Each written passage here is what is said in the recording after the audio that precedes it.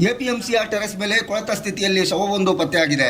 ಮೃತನನ್ನು ಶಿವಮೊಗ್ಗದ ಬೆಂಕಿನಗರ ಬಡಾವಣೆಯ 38 ವರ್ಷದ ಆನಂದ್ ಎಂದು ಗುರುತಿಸಲಾಗಿದೆ. ಮೃತ ಆನಂದ್ ಎಪಿಎಂಸಿ ಯಾರ್ಡಿನಲ್ಲಿ ಹಮಾಲಿ ಕೆಲಸ ಮಾಡುತ್ತಿದ್ದ. ಆನಂದ್ ಕೆಲ ವರ್ಷಗಳಿಂದ ಕುಡಿತಕ್ಕೆ ದಾಸನಾಗಿದ್ದು, ಇತ್ತೀಚೆಗೆ ಮನೆಗೂ ಸಹ ತೆರಳುತ್ತಿರಲಿಲ್ಲ ಎಂದು ಸಂಬಂಧಿಕರು ದೂರಿದ್ದಾರೆ. ಅಲ್ಲದೆ ಕೆಲ ವರ್ಷಗಳಿಂದ ಪೀಡ್ಸ್ ಕಾಯಿಲೆ ಇದ್ದು ಅದರಿಂದಲೇ ಸಾವನ್ನಪ್ಪಿರಬಹುದು ಎಂದು ಅನುಮಾನಿಸಲಾಗಿದೆ. ಕಳೆದ 3 ದಿನಗಳಿಂದ ಮಂಡಿ ಬಳಿ ಕೆಟ್ಟ ವಾಸನೆ ಬರುತ್ತಿದ್ದ ಹಿನ್ನೆಲೆಯಲ್ಲಿ ಹುಡುಕಾಟ ನಡೆಸಿದಾಗ ಆನಂದ್ ಶವ ಪತ್ತೆಯಾಗಿದ್ದು, ಸ್ಥಳಕ್ಕೆ ವಿನೋಬನಗರ ಠಾಣೆಯ ಪೊಲೀಸರು ಭೇಟಿ ನೀಡಿ ಸ್ಥಳ ಪರಿಶೀಲನೆ ನಡೆಸಿದ್ದಾರೆ.